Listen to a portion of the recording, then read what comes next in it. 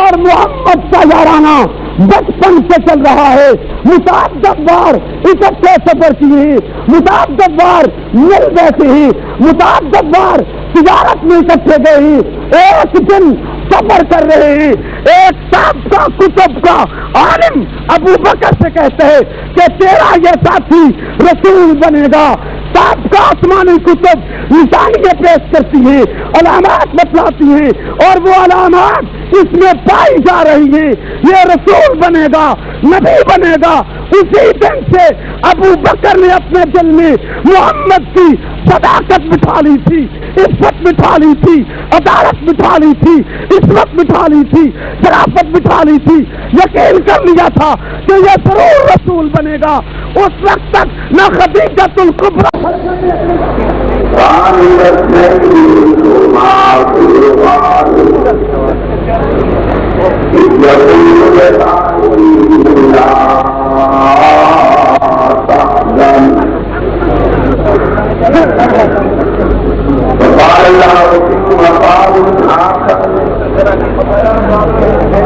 والسابقون الأولون من المهاجرين والأنصار والذين اتبعوهم بإحسان رضي الله عنهم ورضوا عنه والذين وقال رسول الله صلى الله عليه وسلم يا أيها الذين يكونون أصحابي فقولوا لعنة الله على أعدائكم. وقال رسول الله صلى الله عليه وسلم أصحابي تدركون لأني مستدركم بقدركم.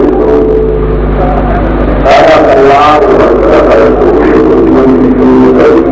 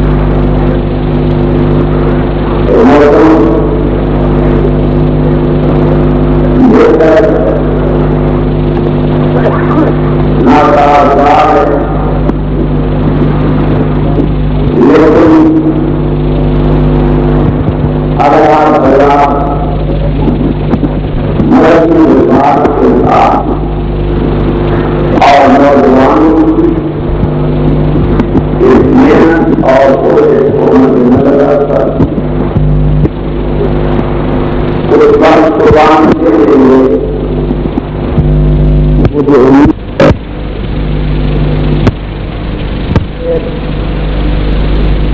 ہم جہاں موجود رہیں گے وہ لمحات ضرور میری اور آپ کی نجات کا ذریعہ بنیں گے اگر میں نیک ارادے اور آپ کی نیک نیت لے کر آئے ہوں تو کوئی وجہ نہیں ہے کہ ہمارا یہاں کچھ دیر موجود رہنا ہماری اخروی زندگی کے سنورنے کا سبب نہ بن جائے. ساتھ ہی یہ درخواست بھی کروں گا کہ رب العزت کی بارگاہ میں یہ التجا کی تھی کہ وہ ذات مجھے سچ کہنے کی توفیق بخشے. سچ کہنے اور سننے کے بعد مجھے اور آپ کو اس پر عمل پیرا ہونے کی توفیق عطا فرمائے. اور یہ دعا بھی کیجیے کہ حق تعالی شان میں ہماری زندگی کے جتنے دن باقی رکھے ہوئے وہ اصحاب رسول علیہ الصلوۃ والتسلیم کی مدح میں گزر جائیں. ان کی تاریخ کو ان کے فضائل و مناقب کو ملک میں عام کرتے ہوئے زندگی کے بقیہ دن گزر جانے چاہیے. یہ دلی خواہش اور قلبی تمنا ہے. اور میں امید کرتا ہوں کہ اگر آپ حضرات دل کی اصحاب گہرائیوں سے دعا کر دی رب العالمین اس کو قبول فرما لیں گے. آج کے اس پرفتن دور میں کہ جس دور میں اصحاب رسول علیہ الصلوۃ والتسلیم کو نور ظالم دی جاتی ہے, ماں بہن سب کی گالی دی جاتی ہے,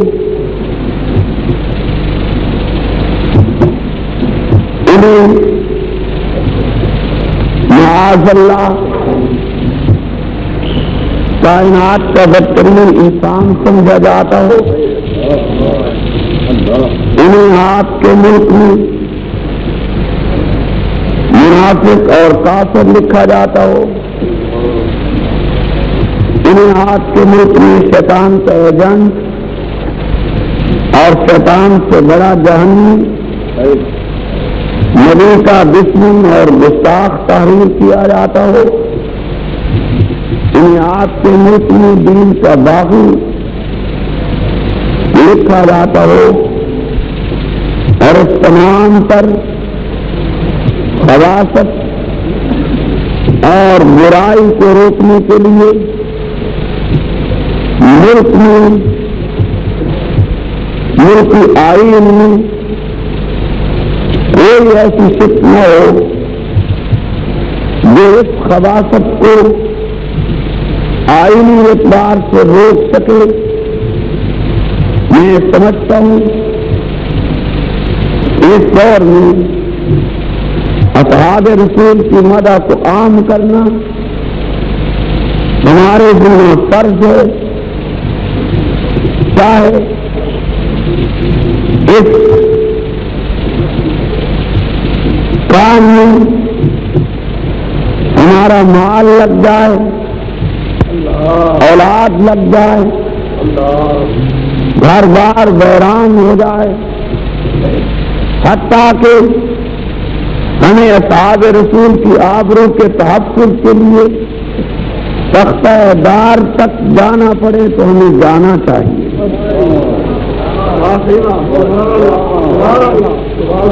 میرے یہ الفاظ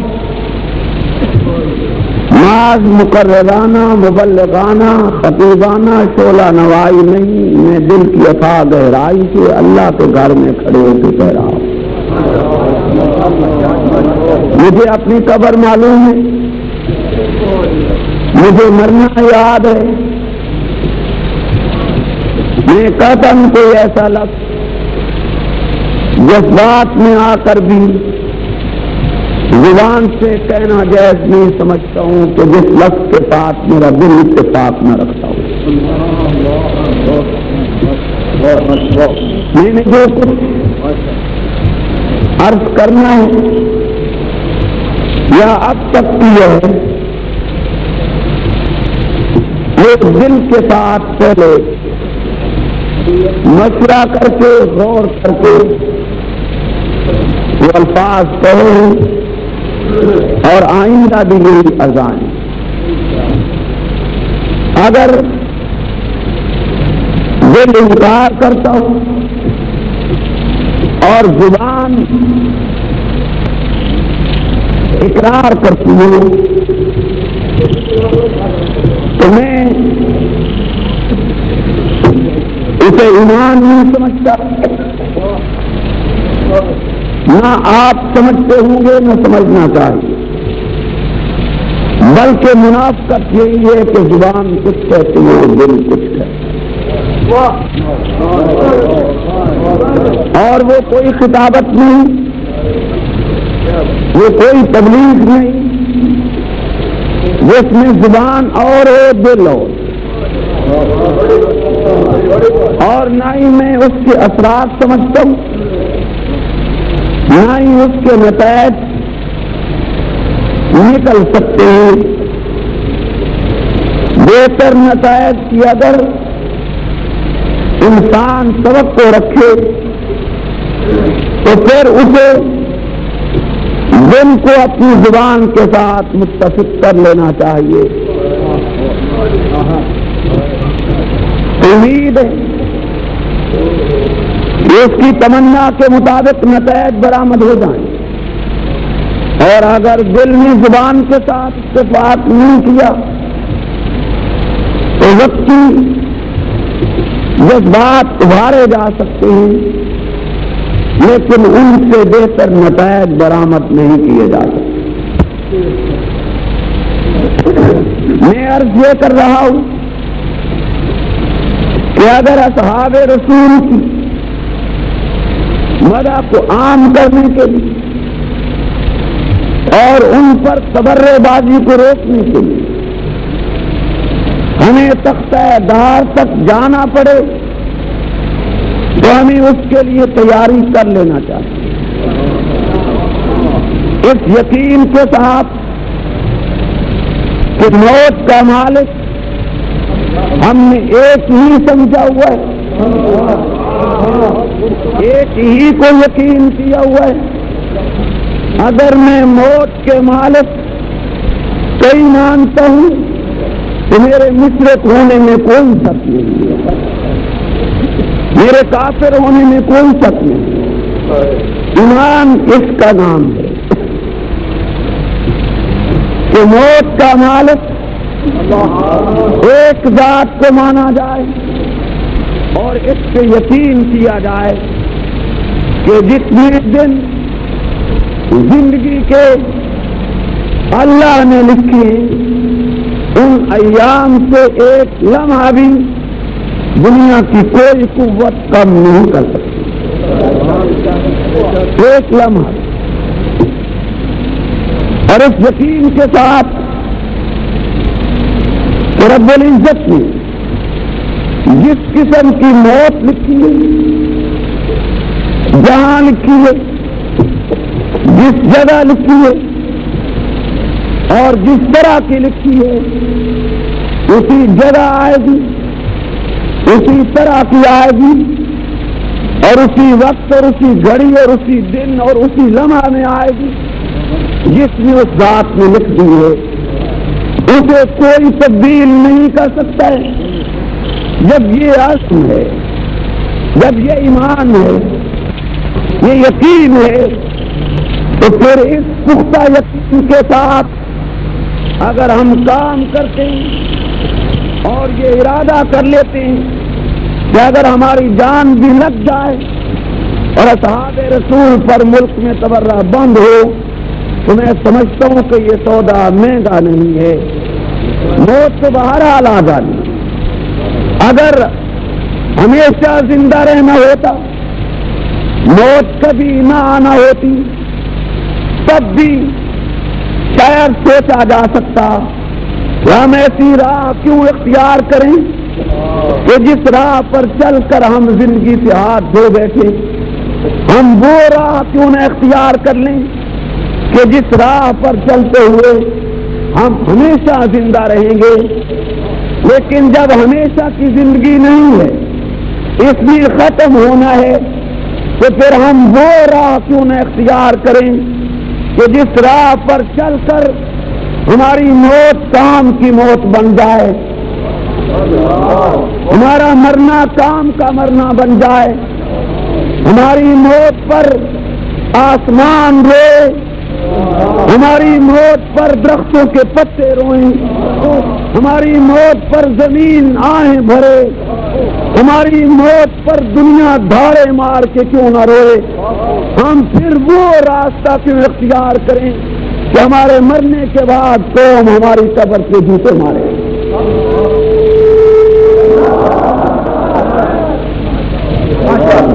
سامعین محترم،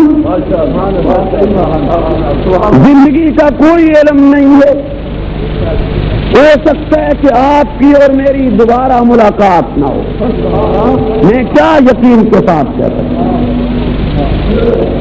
نہ آپ کو یقین ہے ہم کب تک زندہ ہیں، نہ مجھے یقین ہے میں کب تک زندہ ہوں، لیکن یہ ضرور کہنا چاہتا ہوں کہ جتنے دن ہم زندہ ہیں وہ دن ہمیں کسی کام کے لگا لینے چاہیے، انہیں ضائع نہیں کرنا چاہیے۔ اور ایک پرفتن دور میں سمجھتا ہوں اصحاب رسول کی مدح کو عام کرنا اور ان کے دشمنان کے منہ میں لگام دینا وقت کی اہم ترین ضرورت ہے۔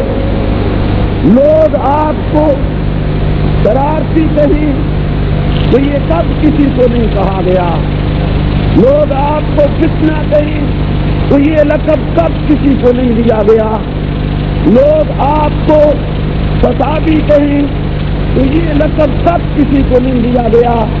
میں کس کھیت کی مولی اور گاجر ہوں، یہ الفاظ تو دشمنان دین بھی پیغمبروں کے لیے بھی استعمال کیے ہیں، جو پیدائشی معصوم تھے، جن میں کوئی جرم نہیں تھا۔ میں تو خطاؤں کا پتلا ہوں، میں تو بھرپور گناہ لیے پھر رہا ہوں، اگر مجھے کہہ دیا جائے تو کون سی تعجب کی بات ہے۔ اس سے بڑے بڑے الفاظ دشمنان دین نے، کفار نے ان معصوم شخصیات کو کہی کہ جن کے متعلق گناہ کا تصور کرنا بھی کچھ ہے۔ انہیں شرارتی کہا گیا، انہیں کذاب کہا گیا، انہیں مجنون اور شاعر کہا گیا، انہیں گالیاں دی گئی، ان پہ تبرہ کیا گیا۔ شعر میں بھی کہنا چاہتا ہوں خصوصیت کے ساتھ صبح صحابہ کے کارکنوں سے کہ پھر سوچ لو، ہماری راہ کانٹوں کی راہ ہے، ہماری راہ کڑی کی راہ ہے، ہماری راہ بیڑی کی راہ ہے، ہماری راہ جیل کی راہ ہے، ہماری راہ مشکلات کی راہ ہے، ہماری راہ مصائب کی راہ ہے، ہماری راہ مار کھانے کی راہ ہے۔ لیکن اتنا یقین کے ساتھ کہتا ہوں کہ اگر تم نے ان مشکلات کو جھیل لیا تو ایک دن وہ ضرور لا کے ہم چھوڑیں گے کہ پاکستان کی زمین پر کسی زبان میں سکت نہیں رہے گی جو پیغمبر کے صحابہ کو تبرہ کر سکے۔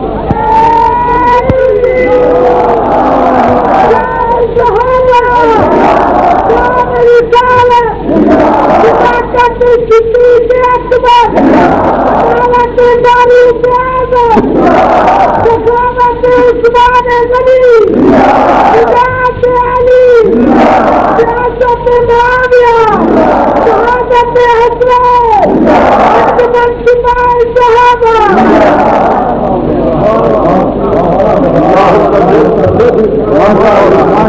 سچ کہا ہے کسی نے محمد مصطفیٰ دا سارا سرمایہ صحابہ.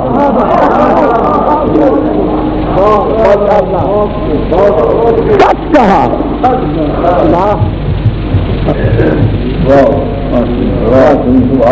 آج اس سرمایہ پہ ڈاکہ زمین، اور اگر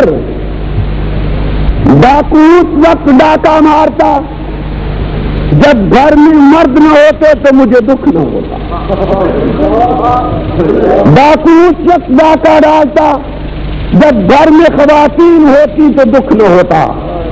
گھر میں مرد ہو، جرأت مند ہو، قوت رکھتا ہو، اور پھر ڈاکہ پڑ جائے، تعجب.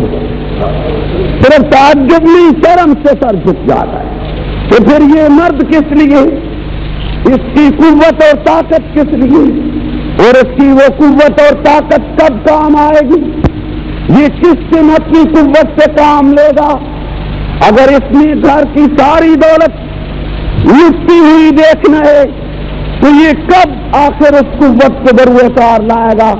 بلکہ ایک قدم اور آگے چل کے کہتا ہوں، اگر آبرو لٹتی اور مرد نہ ہوتا تو دکھ کم ہوتا، عزت لٹتی اور مرد نہ ہوتا تو دکھ کم ہوتا. لیکن مرد بھی ہو، جرأت مند بھی ہو، قوت بھی رکھتا ہو، اور پھر عزت لٹ جائے تو آپ بتائیں پھر بے غیرت کسے کہا جائے؟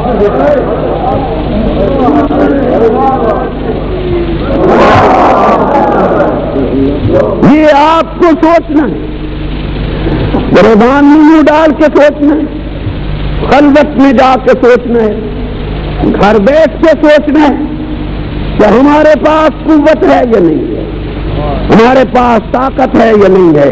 ہم اقلیت میں ہوتے تو شاید دکھ نہ لگتا کہ ہم کمزور ہیں. دشمن اکثریت میں ہوتا، ہم اقلیت میں ہوتے تو غم نہ لگتا. لیکن اکثریت کے باوجود ایک مٹھی بھر دشمن آج اصحاب رسول کی بیٹیوں کو معاف نہ کرے تو مجھے بتلائیے پھر بے غیرتی کی تعریف کیا ہے؟ ہم کون لوگ ہیں؟ ہم اپنے متعلق کیا سمجھیں؟ آپ کو اپنے متعلق کیا سمجھنا چاہیے؟ اور پھر ہم کیا اسی طرح کی زندگی گزارتے چلے جائیں یا کبھی اپنی لائن تبدیل کریں؟ میں عرض یہ کر رہا تھا کہ خصوصیت کے ساتھ سپاہ صحابہ کے عزیز جیال کارکنوں سے درخواست ہے، سوچ لو پھر سوچ لو. ہماری راہ کانٹوں کی راہ، ہتھکڑی کی راہ ہے.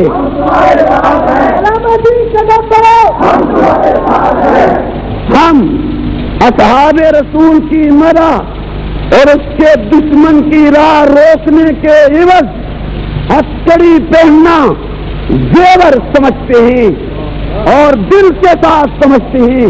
محض زبانی جمع خرچ نہیں ہے، حقیقت ہے. اور اگر اس مصیبت اور مشکل کو جھیلنے سے دشمن کے منہ میں لگام چڑھ سکتی ہو تو اس رب کی قسم جس کے قبضہ میں میری جان ہے، میں اس سے بڑی قربانی دینے کے لیے بھی اپنے آپ کو تیار رکھتا ہوں.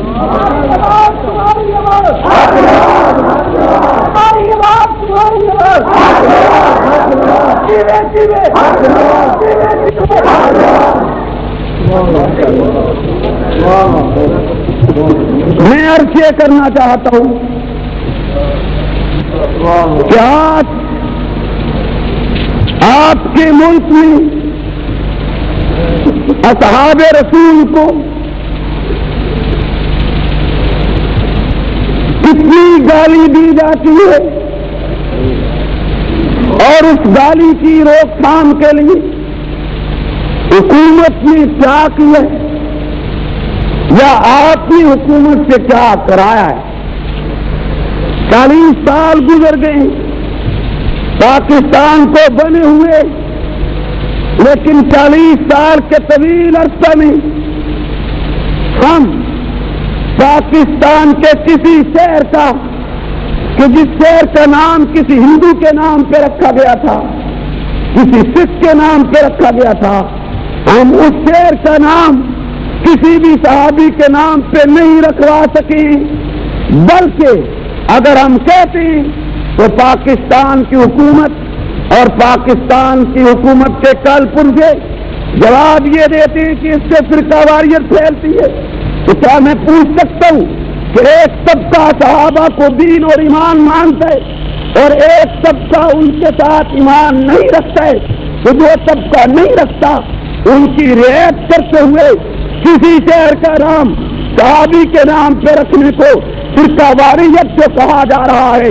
جبکہ اس شہر کا نام ہندو کے نام پر ہے، اس شہر کا نام کسی سکھ کے نام پر ہے، اس شہر کا نام کسی عیسائی کے نام پر ہے، تو عیسائی کا نام جو طبقہ برداشت کر رہا ہے، سکھ کا نام جو طبقہ برداشت کر رہا ہے، ہندو کا نام جو طبقہ برداشت کر رہا ہے، اور وہی طبقہ اس شہر کا نام صدیق کے نام پہ برداشت نہیں کرتا، عمر کے نام پہ برداشت نہیں کرتا، عثمان کے نام پہ برداشت نہیں کرتا، تو مجھے میری حکومت بتلائے تو صحیح کہ جو صدیق کا نام برداشت نہیں کر رہا اور سکھ کا نام برداشت کر رہا ہے، یہ بدبخت مسلمان ہے یا کافر ہے؟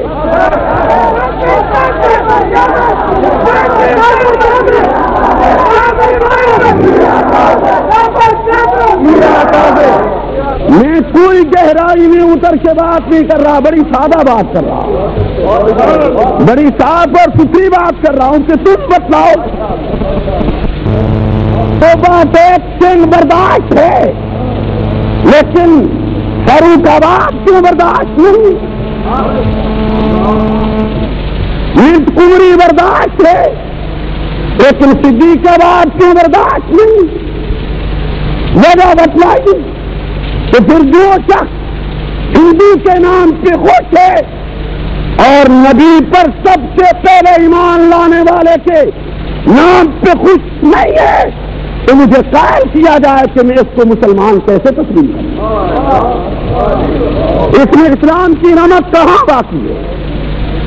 اس کے اسلام کے آپ کے پاس کیا دلائل ہے؟ کیا ضمانت ہے آپ کے پاس اس کے مسلمان ہونے کی کہ وہ ایک سکھ کو برداشت کرتا ہے لیکن اس کی جگہ پیغمبر کے ایک صحابی کے نام کو برداشت نہیں کر رہا؟ اور ساتھ پھر میں یہ بھی کہنا چاہتا ہوں کہ اگر اس میں اس حد تک تعصب ہے کہ وہ پیغمبر کے صحابی کے نام کو برداشت نہیں کرتا، تو بغیرت ہم نے کہ ہم اس کا ناچ اپنے دروازے پہ برداشت کریں، ہم اس کا رقص اپنے دروازے پہ برداشت کریں، ہم اس کی تمام مذہبی رسومات کو اپنے دروازے پہ برداشت کریں، اور پھر ہمیں سبق دیا جائے کہ فراخ دلی کا ثبوت دینا چاہیے، بھائی چارے کی فضا پیدا کرنا چاہیے۔ میں آج یقین کے ساتھ آپ کو کہتا ہوں، آپ اپنے بازار میں کوئی کتبہ لگا دیں اور اس کتبے پر آپ کسی ہندو کا نام تجویز کر کے لکھ دیں، کسی سکھ کا نام لکھ دیں، کوئی عنوان دے کے آپ کپڑا لٹکا دیں، اعتراض نہیں ہوگا۔ لیکن اگر آپ نے اس پر عمر کا نام لکھ دیا ہے تو اعتراض ہوگا کہ اتارو تو ہم یہاں سے جلوس لے جائیں گے، ورنہ نہیں جاتے ہیں۔ جو صحابی کے نام کو برداشت نہیں کرتا، وہ بلندی پہ کپڑا لٹکا ہوا ہے، وہ نیچے سے گزرنا نہیں چاہتا ہے۔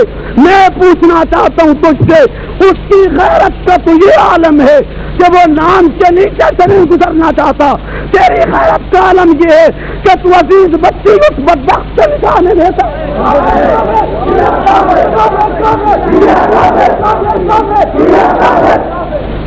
تو بھی تو اپنی غیرت بتلا۔ مجھے قائل کر دو میں پاگل ہو گیا ہوں تو مجھے کسی اسپتال میں داخل کرا دو، لیکن دلیل کے ساتھ، بغیر دلیل کے نہیں۔ اس کی یہ غیرت اور آپ کی یہ غیرت، وہ نام تک کو برداشت نہیں کرتا. آپ بڑی ٹھاٹ کے ساتھ اس کے جنازے پہ کھڑے اور یہ کہہ رہے ہیں اللہم اغفر لحینا و میتنا. اس بدبخت کے لیے مغفرت کی دعا جس کی خلیل زبان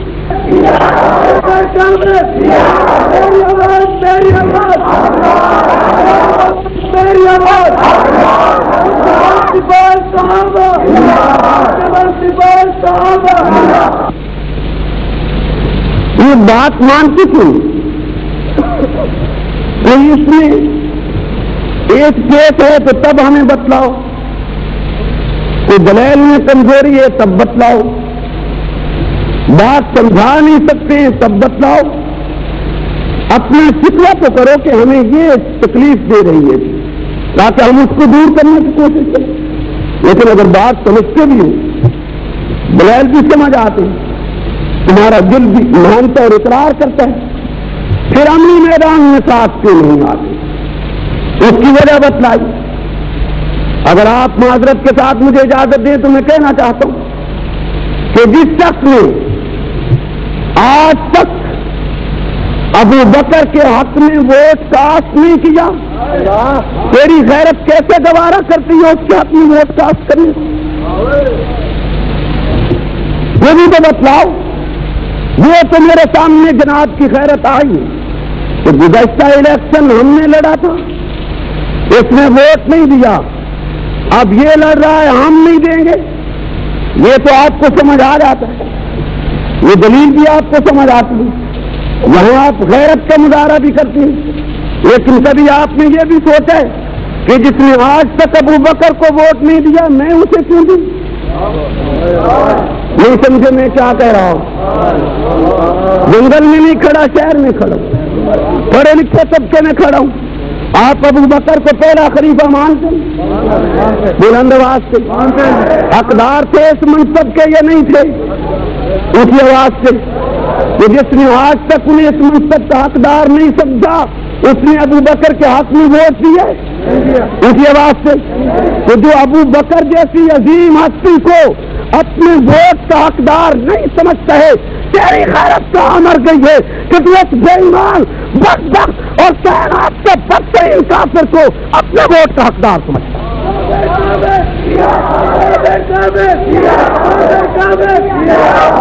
آپ کے نوٹس میں یہ بات رہنا چاہیے, میں بقامی ہوش و آواز سوچ سمجھ کے کہہ رہا ہوں, ابو بکر کی خلافت پر اجماع ہے, ابو بکر کی خلافت پر امت کا اتفاق ہے, ابو بکر کی امامت پر نبی کے تمام صحابہ متفق ہیں. لہذا جو شخص, جو جماعت, جو فرد ابو بکر کی امامت خلافت کی قائل نہیں ہے, وہ جماعت ہو سب کافر ہے, فرد ہو سب کافر ہے, گروہ ہو سب کافر ہے.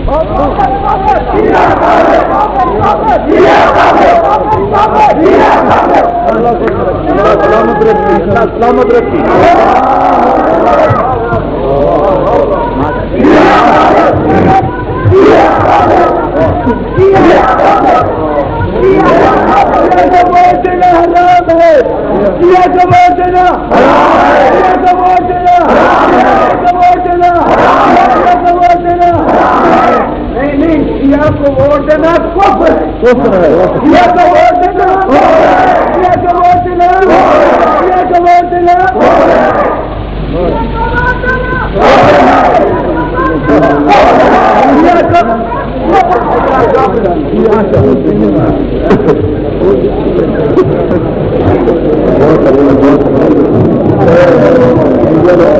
اگر میری یہ بات غیر معقول ہو رد کر دیں, نہ مانیں, آپ کو حق, لیکن اگر معقول ہے تو ماننی چاہیے یا نہیں ماننی چاہیے؟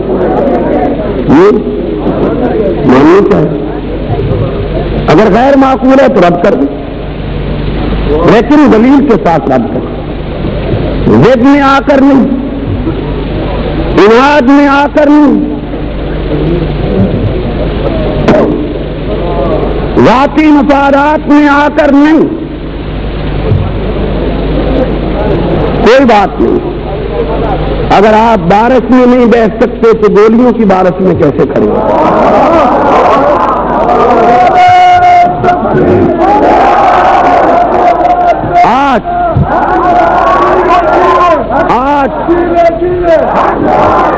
آج آپ یہ وعدہ کریں کہ بارش جتنی تیز برستی ہے اللہ کی رحمت ہے، وہ برستی رہے گی، ہم بھی برستے رہیں گے، نہ آپ اٹھے نہ میں جاتا ہوں، ٹھیک ہے؟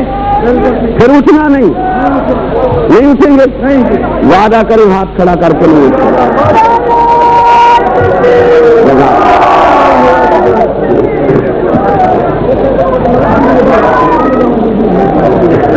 ہم نام ان شخصیات کا لے رہے ہیں،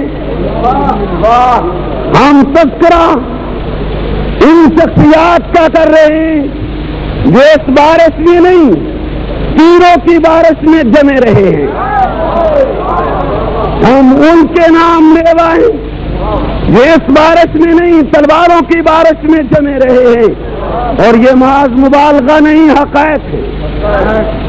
لوٹ جائیے 14 صدی پہلے، لوٹ جائیے، آپ کو پیغمبر کی جماعت بدر میں تیروں کی بارش میں کھڑی نظر آئے گی، آپ کو نبی کی جماعت احد میں تیروں کی بارش میں کھڑی نظر آئے گی، جس کے آپ نام لیوائیں اگر وہ جماعت تیروں کی بارش میں کھڑی ہو سکتی ہے تو کیا آپ اس بارش میں بھی کھڑے نہیں ہو سکتے؟ اگر آج ہم اس سردی اور بارش کو برداشت نہیں کر سکتے ہیں تو کل ہم کسی اور مشکل کو بھی برداشت نہیں کر سکتے ہیں۔ سامعین گرامی قدر، بات یاد آئی کہتا جاؤں، اسماعیل شہید جس نے لہو کے آخری قطرات بالا کوٹ کی پہاڑیوں میں بہا دیے، ننگے پاؤں مسجد کے سین میں گرمی کی موسم میں دوڑا کرتے تھے، ننگے پاؤں این دوپہر کو مسجد کے سین میں جب وہ انتہائی گرم ہوتا تھا دوڑتے، کسی نے پوچھا کہ یہ کیا کرتے ہو؟ فرمایا کرتے کہ میں ٹریننگ لے رہا ہوں کہ کل اگر میدان جہاد میں مجھے اسی طرح گرم زمین پر ننگے پاؤں دوڑنا پڑے دشمن کے پیچھے تو مجھے اس وقت دقت نہ ہو۔ جن لوگوں نے کام کیے انہیں آسانی کے ساتھ کام نہیں کیا، انہیں اپنی تیاری کی ہے پہلے۔ میں نے یہ بات اس لیے عرض کر دی کہ کہیں آپ بارش سے ڈر کر بھاگ نہ جائیں، بارش میں کپڑے بھیگیں گے تو میرے اور آپ کے برابر، ٹھیک ہے؟ سردی لگے گی تو مجھے بھی اور آپ کو بھی، اور آپ میں کچھ لوگ تو وہ بھی بیٹھے کہ مجھ جیسے چار بن کے ان کے وجود کے، اگر میں سردی برداشت کر گیا تو وہ برداشت نہیں کر لیں گے، اٹھنا نہیں ہے، وعدہ ہے، وعدہ کرتے ہیں تو میں آگے چلتا ہوں ورنہ نہیں چلتا۔ جزاک اللہ۔ میں نے عرض کی ہے کہ پھر زندگی کا کوئی پتہ ہے؟ زندگی کا پتہ نہیں، اور کل کو شاید بی بی کا مزاج بگڑے۔ ابھی تو وہ جمہوریت پہ چل رہی ہے، ابھی تو اس کی سوچ ہے، ابھی تو اس کا ذہن ہے، آزادی ہے، بنیادی حقوق بحال ہیں، ایسا ہے یا نہیں ہے؟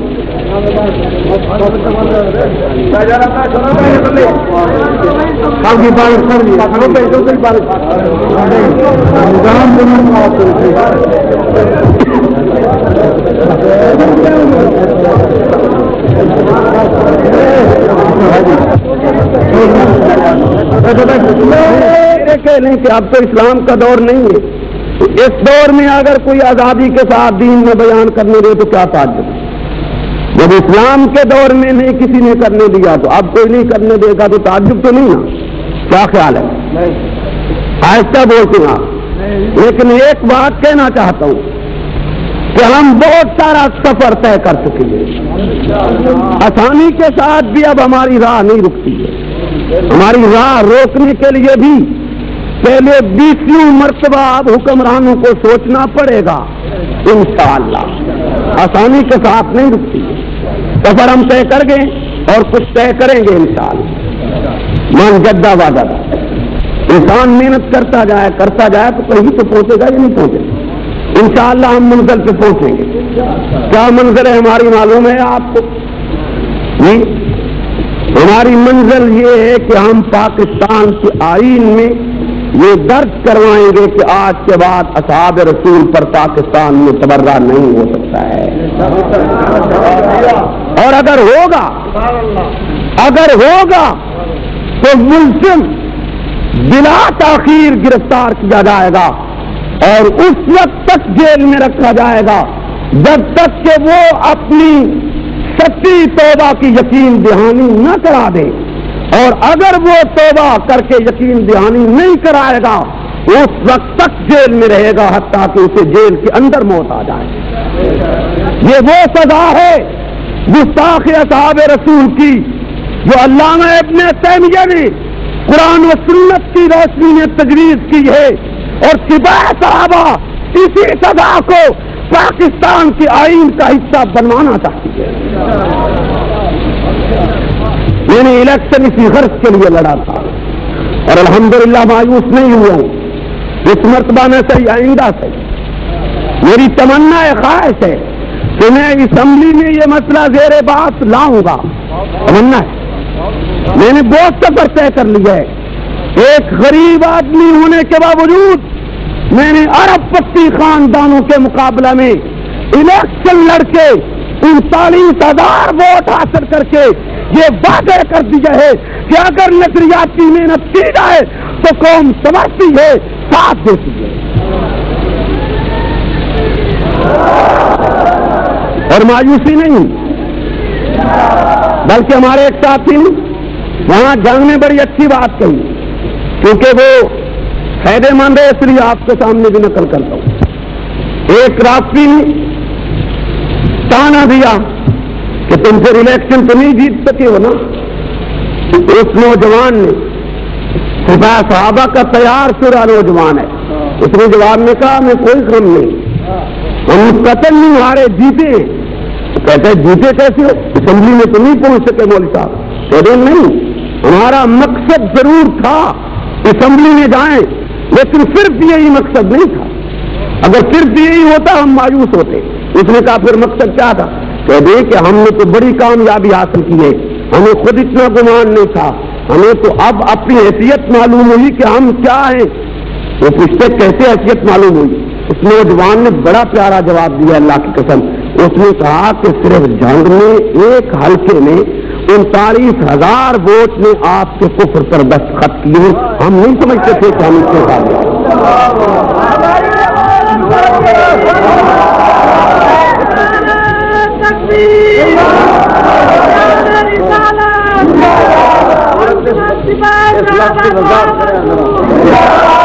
اور یقین جانیے کہ میں نے الیکشن اس 15ویں صدی میں فری کارڈ پہ لڑا ہے.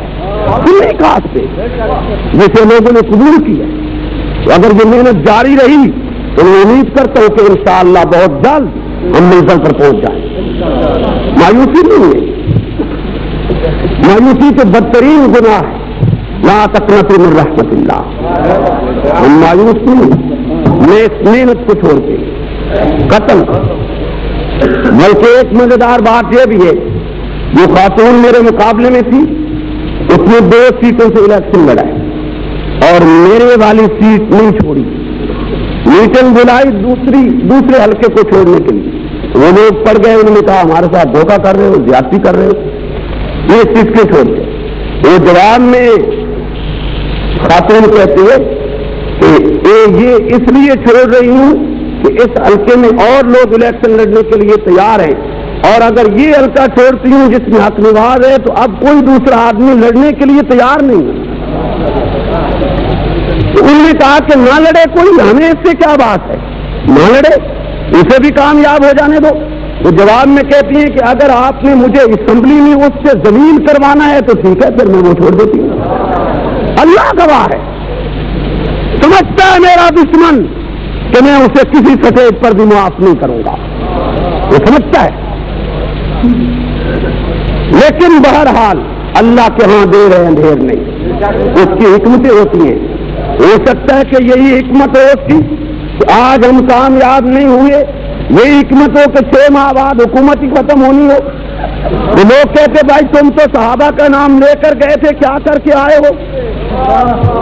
ہو سکتا ہے سال بعد حکومت ختم ہونی ہو، شاید اللہ نے ہماری عزت بچا لی کہ 1 سال میں ہم کچھ نہ کر سکتے، لوگ کہتے کہ کیا کر کے آئے ہو، تم تو صحابہ کی آبرو کے لیے گئے تھے، شاید اللہ نے اس سے بچا لیے۔ بھائی وہ بھی بہتر جانتا ہے ان حکمتوں کو۔ بارش پھر تیز ہو گئی، شاید بارش بجلی نے بھی چلے جانا ہے 11 بجے،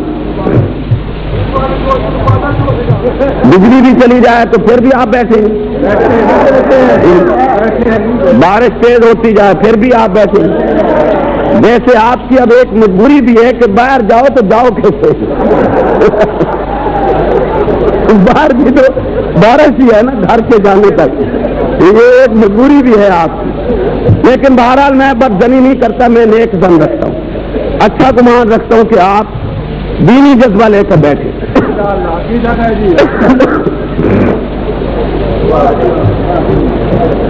آج کے اس پرفتن دور میں جب اصحاب رسول کو مابین تک کی گالی دی جا رہی ہو، اور خصوصاً اس عظیم انسان کو جس نے سب سے پہلے نبی کا کلمہ پڑھا ہے، سب سے پہلے، توجہ رہے ذرا میری طرف، بارش کی طرف سے توجہ ہٹائیے، بات سکون کے ساتھ کہہ سکوں۔ اس انسان کو گالی دی جائے پاکستان میں جس نے سب سے پہلے نبی کا کلمہ پڑھا ہے، اور اس وقت نبی کو نبی مانا ہے جس وقت خود نبی نے نبوت کا دعویٰ بھی نہیں کیا تھا۔ نہیں توجہ آپ کی، میرے الفاظ پر توجہ نہیں ہے۔ آپ حیران ہوں گے کہ جب نبی نے ابھی دعویٰ ہی نہیں کیا نبوت کا، اسے نبی کیسے مان لیا؟ توجہ رہے، میں پھر کہتا ہوں، اس انسان کو گالی دی جائے پاکستان میں جس نے اس وقت نبی کو نبی مانا ہے کہ جس وقت ابھی تک نبی نے نبوت کا اعلان نہیں کیا تھا، اس کو گالی دی جائے، اور کیوں دی جائے؟ توجہ رہے، وہ انسان، وہ شخص میری سے ابو بکر ہے جسے پیغمبر نے صدیق اکبر کا لقب دیا ہے، یہ وہ شخصیت ہے، یہ وہ انسان ہے، یہ وہ رہنمار مخترع ہے جس نے اس وقت رسول کو، جس نے اس وقت نبی کی نبوت سے یقین کر لیا تھا کہ جس وقت ابھی تک پیغمبر نے پیغمبر ہونے کا دعویٰ نہیں کیا، ابو بکر اور محمد کا یارانہ بچپن سے چل رہا ہے، متعدد بار اکٹھے سفر کیے، متعدد بار مل بیٹھے ہی، متعدد بار تجارت میں اکٹھے گئے ہی، ایک دن سفر کر رہے ہیں، ایک سابقہ کتب کا عالم ابو بکر سے کہتا ہے کہ تیرا یہ ساتھی رسول بنے گا۔ سابقہ آسمانی کتب نشانیاں پیش کرتی ہیں، علامات بتلاتی ہیں، اور وہ علامات اس میں پائی جا رہی ہیں، یہ رسول بنے گا، نبی بنے گا۔ اسی دن سے ابو بکر نے اپنے دل میں محمد کی صداقت بٹھا لی تھی، عزت بٹھا لی تھی، عدالت بٹھا لی تھی، عصمت بٹھا لی تھی، شرافت بٹھا لی تھی، یقین کر لیا تھا کہ یہ ضرور رسول بنے گا۔ اس وقت تک نہ خدیجۃ الکبریٰ نے مانا تھا، نہ علی بن ابی طالب نے مانا تھا، نہ کسی اور شخص نے یہ یقین کیا تھا، جس نے ابو بکر دل میں یقین کیے ہوئے کہ محمد رسول بنے گا۔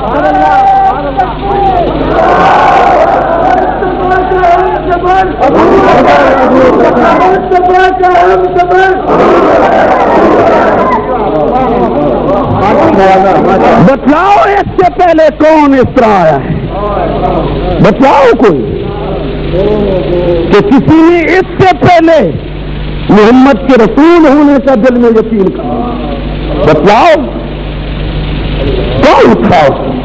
اور ابو بکر کیا کمال شخصیت ہے، رب محمد کی قسم کیا کمال شخصیت ہے۔ انبیاء علیہ السلام کے ماں سوا اللہ کی پوری مخلوق میں ابو بکر کو وہ امتیازی اوصاف حاصل ہیں جو کسی اور فرد کو حاصل نہیں ہے۔ توجہ رہے، ابو بکر تنہا ہے اس میں کہ وہ رسول پر سب سے پہلے ایمان لایا ہے، اس میں اس کا ثانی کوئی نہیں، اس میں اس کا شریک کوئی نہیں، بلکہ مجھے کہنے دیجیے، مجھے اس تعویل کی کوئی ضرورت نہیں کہ عورتوں نے سب سے پہلے خدیجہ ایمان لائیں، بچوں نے سب سے پہلے علی بن ابی طالب ایمان لائے، غلاموں نے فلاں بزرگ ایمان لائے، اور نوجوانوں نے ابو بکر ایمان لائے۔ مجھے اس تعویل میں اترنے کی ضرورت نہیں ہے، میں تو دعویٰ یہ کر رہا ہوں ابو بکر نے اس وقت پیغمبر کی رسالت کا دل میں یقین کر لیا تھا جب ابھی تک خود انہوں نے رسول ہونے کا دعویٰ ہی نہیں کیا۔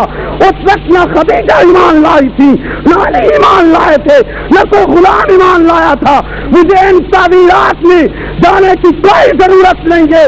ابو بکر پہلا مسلم ہے اور اس وقت میں تنہا ہے، اکیلا ہے، اس کا شریک نہ ماں نے جنا تھا نہ آج کوئی جن سکتی ہے۔ صدیق اکبر، عظمت صدیق اکبر،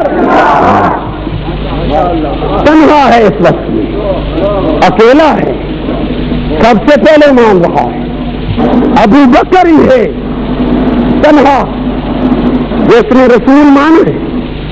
مانا تو سب نے، سب صحابہ نے مانا ہے، لیکن ابو بکر تنہا ہے جس نے اس طرح مانا ہے کہ نبی کی آزمائش نہیں کی، نہیں سمجھے شاید، آزمائش پیغمبر کی، رسول نے دعویٰ کیا ہو رسالت کا اور صدیق نے پوچھا ہو آپ رسول کیسے بن گئے ہیں، آپ کے پاس نبوت کی کیا دلیل ہے، آپ کو میں پیغمبر کیوں مان لوں، آج مجھے یقین دہانی کرائیں آپ کیسے اللہ کے رسول ہیں۔ نہیں، اور یہ میرے ہی جذبات نہیں، صادق و مصدوق پیغمبر کا اعلان ہے، فرماتے ہیں کہ جس نے مجھے رسول مانا ہے میری آزمائش کی ہے، اگر بغیر آزمائش کے مجھے پیغمبر تسلیم کی ہے تو وہ تنہا ابو بکر ہے۔ یہ بات خود پیغمبر کے ہیں بند رہے ہیں، یہ الفاظ خود رسالت بنا کے ہیں کہ بغیر آزمائش کے ابو بکر نے مجھے رسول تسلیم ابو بکر تنہا ہے، اس کا کوئی اور شریک نہیں ہے، جس نے مانا نبی کی آزمائش کی وہ اس سے مانگے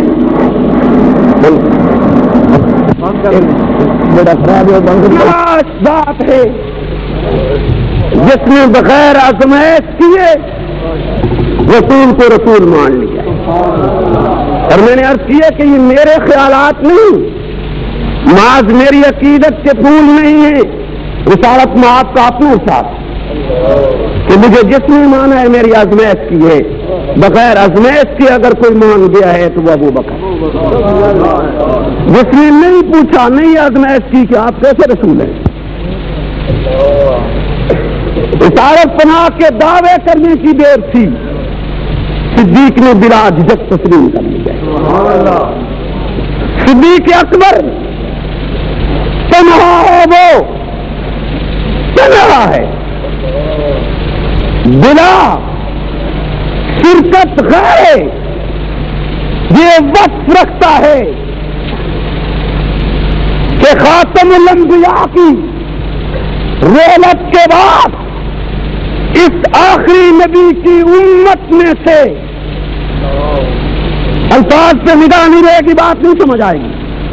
ابو بکر تنہا ہے، اس وقت میں اس کا کوئی شریک نہیں، جس نے پیغمبر کی رحلت کے بعد جنت کے اعلیٰ مقام میں انبیاء کے بعد سب سے پہلا قدم رکھا ہے.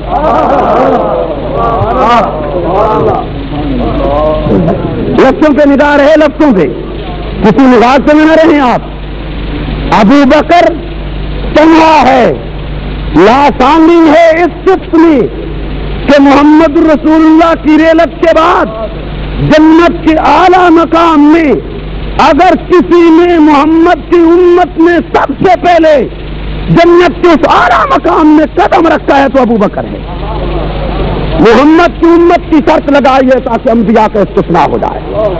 میں کوئی وہ بات نہیں کہنا چاہتا جو دلائل سے ہٹی ہوئی ہو, وہ اس میں کمزوری ہو اہل سنت کے موقف کے لحاظ سے.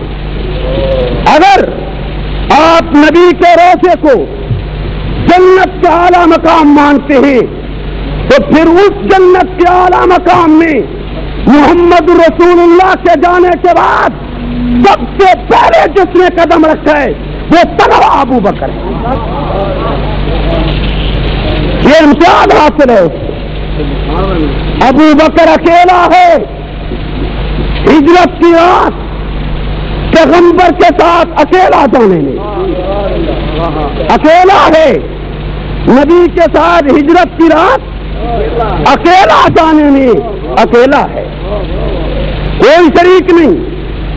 ہجرت کی رات نبی کے ساتھ جانے میں اکیلا جاتا ہے اور اس جانے میں اکیلا. نہیں سمجھ آتے یہ الفاظ؟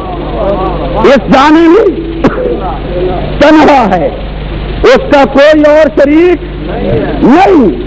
صحابی عمر بھی ہیں, صحابی عثمان علی بھی ہیں, صحابی طلحہ زبیر بھی ہیں, صحابی خالد بن ولید بھی ہیں, صحابی وہ سارے ہیں جنہوں نے دل سے محمد کی رسالت کو قبول کیا, آنکھوں سے آپ کا چہرہ اقدس دیکھا اور محفوظ ہاتھوں سے بیعت کی.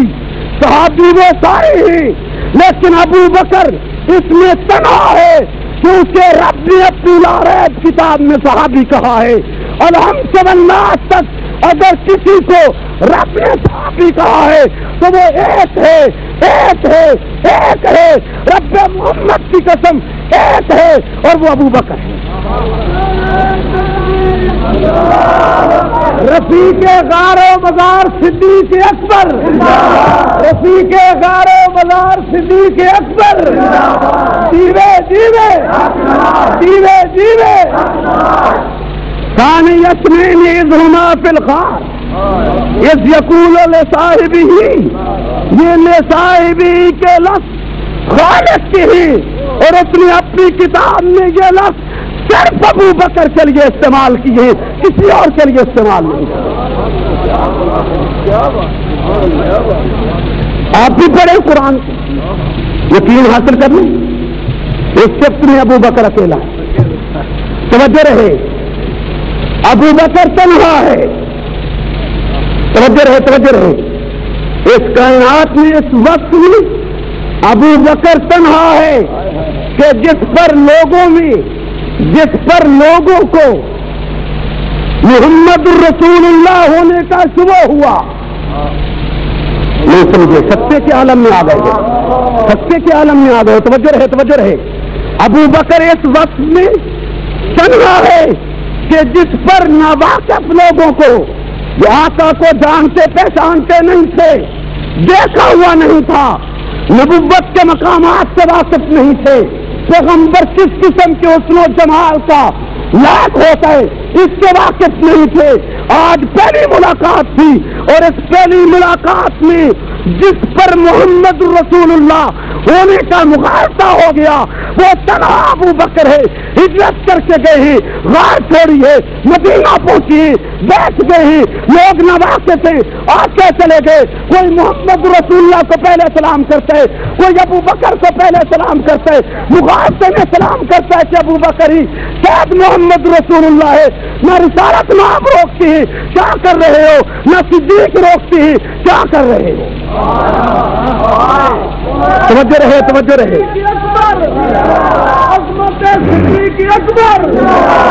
نہ وہی آئی ہے, وہی کے آنے میں بھی دیر نہیں لگتی تھی, نہ وہی آئی ہے کہ میرے رسول منع کر لوگوں کو مغالطے میں صدیق کو رسول سمجھ کے پہلے سلام کر رہے ہیں.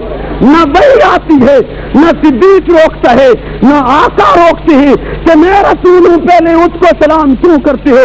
نہیں کیا. توجہ رہے پوری. سلسلہ کچھ دیر جاری رہا.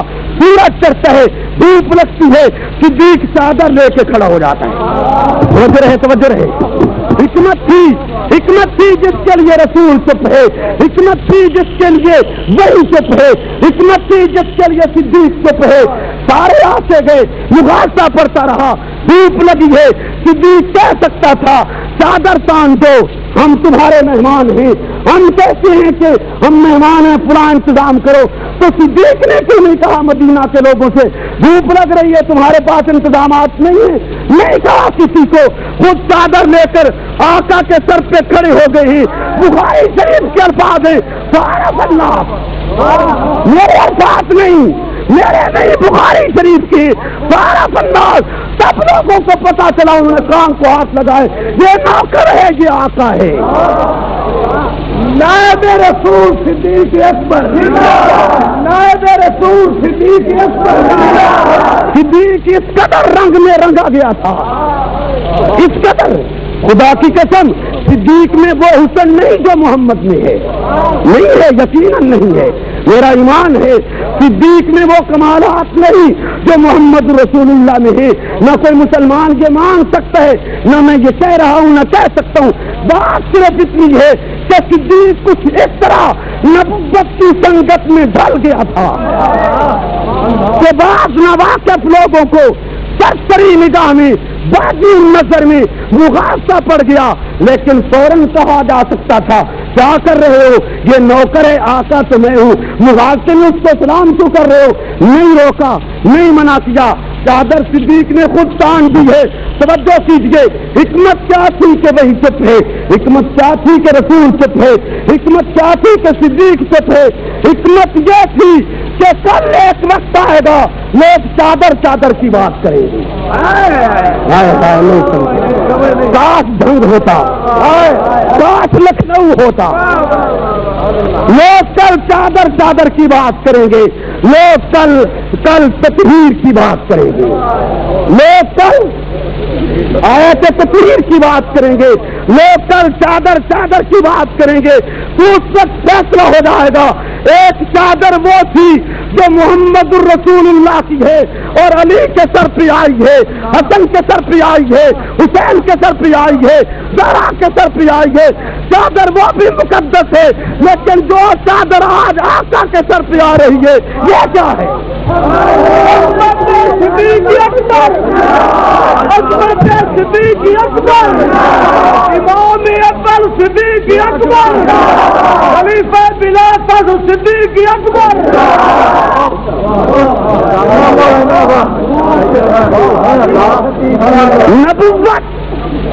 نبوت زیادہ ڈال دیا بچوں پر.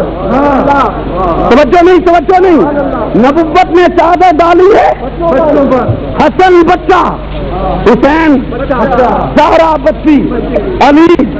نبی نے چادر ڈالی ہے بچوں پر.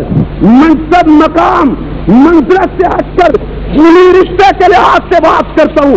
وہاں بھی باپ بچوں پہ چادر ڈال رہا تھا، یہاں بھی باپ بچے پہ چادر ڈال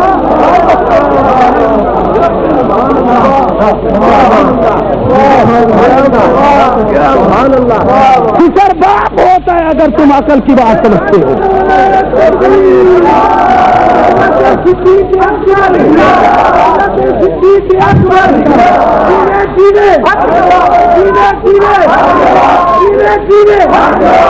جس میں بچی بھی ہو، عمر کے لحاظ سے چھوٹا ہو تب بھی باپ ہے، مقام کے لحاظ سے چھوٹا ہو تب بھی باپ ہے، علم کے لحاظ سے چھوٹا ہو تب بھی باپ ہے، حسن کے لحاظ سے کم ہو تب بھی باپ ہے، عقل کے لحاظ سے کم ہو تب بھی باپ ہے.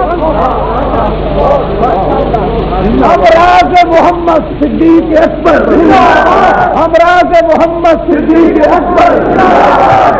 صدیق اس میں تنہا ہے، خدا کی قسم تنہا ہے، اس کا اس میں کوئی شریک اونچی آواز سے کہہ دیجیے، اس کا اس میں کوئی شریک نہیں ہے۔ سنیو آپ کے ملک میں آج اس عظیم انسان کو لاہور کا ایک چوڑا، لاہور کے کائنات کا بدترین کافر، چراغ مصطفی کا مصنف ظاہر کرتا ہے کہ شیطان کو سب سے پہلے ابو بکر نے تسلیم کیا تھا، جس نے نبوت کو سب سے پہلے مانا۔ آج تیرے ملک میں اس کو شیطان کو ماننے والا مٹا کہا جا رہا ہے۔ سنیت یا تو مٹ جاؤ یا کفر مٹ جائے، تم مٹ جاؤ یا کافر مٹ جائے، تم مٹ جاؤ یا تبرہ مٹ جائے، تم مٹ جاؤ یا یہ غلیظ کتابیں مٹ جائیں۔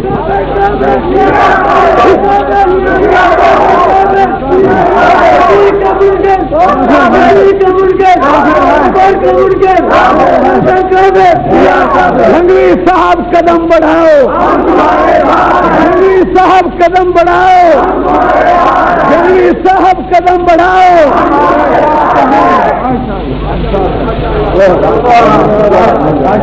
خدا کی قسم میرا کلیجہ منہ کو آتا ہے، میں وہ گالی تمام زبان پہ لانا نہیں چاہتا۔ یقین کیجیے مجھے وہ سابقہ تاریخ یاد ہے کہ جب میں نے کچھ مغلات سنائی تھی اور آپ کے یہاں کچھ ساتھی اپنے ہوش اور حواس کھو بیٹھے تھے۔ رب کعبہ کی قسم اصحاب رسول کو کافر وہ گالی دے رہا ہے کہ جو گالی میں میچ پہ اس لیے بیان نہیں کر سکتا کہ گھروں میں بیٹیاں سنتی ہیں۔ اس سے اگر تم میں عقل ہے تو اندازہ لگا لو کہ ہم کتنے مظلوم ہیں، پھر بھی حکومت اپنی راہ کی راہ روکتی۔ میرا جرم بتلاؤ، قصور بتلاؤ، غلطی بتلاؤ، لیکن یہ کہہ دینا چاہتا ہوں کہ میں اپنی زندگی اور موت صحابہ کے حصہ میں لکھ چکا ہوں۔ سبحان اللہ۔ سنی بھائیوں، سنی عزیزوں، میری کوئی اور وصیت نہیں ہے۔ یہی وصیت اولاد کو ہے، یہی وصیت بیوی کو ہے، یہی وصیت رشتہ داروں کو ہے، اور یہی وصیت آپ کو ہے کہ میری زندگی اور موت صحابہ کے حصہ میں لکھی جا چکی ہے۔ میں اس راستہ میں زندہ رہوں چاہے مر جاؤں، بہرحال میں صحابہ کا ہوں۔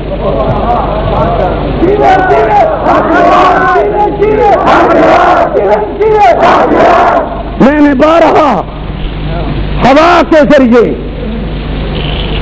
بارہا رب العالمین سے درخواست کر کے کہ تو قادر ہے میری آواز ابو بکر تک پہنچا دے کہ ساری دنیا مجھے کہتی تیرا سودائی، ساری دنیا مجھے کہتی تیرا سودائی ہے، اب میرا ہوش میں آنا تیری رسوائی۔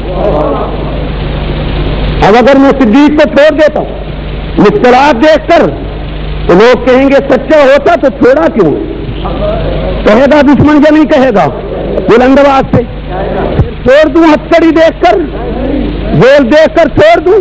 نہیں چھوڑ سکتا، وہ سچا ہے، سچے کا ساتھ نبھائے، ہم سچے کا ساتھ نبھا کے دکھائیں گے انشاءاللہ۔ میرے محترم سنی بھائیوں، پاکستان کی سرزمین پر خط تو نہیں گئے، اصحاب رسول کو دنیا جہان کی ہر گالی دی جا رہی ہے، ہم اس گالی کی راہ میں رکاوٹ بننا چاہتے ہیں، ہم پاکستان سے تبرے کا سلم، تبرے کی زبان غائب کرنا چاہتے ہیں۔ اس کے لیے ہم نے جو لائن سوچی ہے وہ یہ ہے کہ ہر سال 22 جمادی الثانی کو، یہ سال 31 جنوری کو آ رہی ہے، پاکستان کی سڑکوں پر تاریخ مدائے صحابہ کا جلوس نکلا کرے گا۔ ہم اس تاریخ کو چوکوں پر چوراہوں پر خلیفہ بلا فخر جانشین پیغمبر کی مدح کریں گے، باقی صحابہ کی تعریف اور توصیف کی جائے گی۔ ہماری تاریخ کا یہ جلوس اس وقت تک جاری رہے گا جب تک کہ پاکستان کے آئین میں دشمنان اصحاب رسول کے لیے سزا کا تعین نہیں کر لیا جاتا، صحابہ کے خلاف چھپنے والا لٹریچر پھاڑ نہیں دیا جاتا، اسے آگ نہیں لگا دی جاتی، اور جب تک دشمنان اصحاب رسول کو الٹا لٹکا کر حکومت ان کی کھال نہیں کھینچ لیتی، اس وقت تک تاریخ میں گئے صحابہ کا یہ جلوس ہر سال بیس جماعت ثانی کو نکلے گا۔ ہم صدیق کی مدح عام کر دیں گے، صحابہ کی مدح عام کر دیں گے، گلیوں میں، کوچوں میں، چوراہوں پر، بازاروں میں، جنگلوں میں، دیہاتوں میں درختوں کی ٹہنیاں پکڑ کے کہیں گے آج صدیق کا یوم ہے، بچے سکون میں درخواست لکھی آج نہیں آؤں گا، صدیق کا یوم ہے، ملازم درخواست لکھی آج چھٹی ہے، صدیق کا دن ہے، نہیں آؤں گا، تم دکان پہ کتبہ لکھو آج یوم صدیق ہے، دکان بند ہے، سودا کل بکے گا۔ ابو بکر کی صداقت کا جھنڈا، عمر کی نرالی عدالت کا جھنڈا، یہ عثمان کے تاج شہادت کا جھنڈا، یہ پرچم علی کی شجاعت کا جھنڈا، یہ پرچم علی کی شجاعت کا جھنڈا، شجاعت سے اس کو اڑائے چلا در قدم آگے آگے سب صحابہ اپنے مرشد اپنے راہبر ہیں۔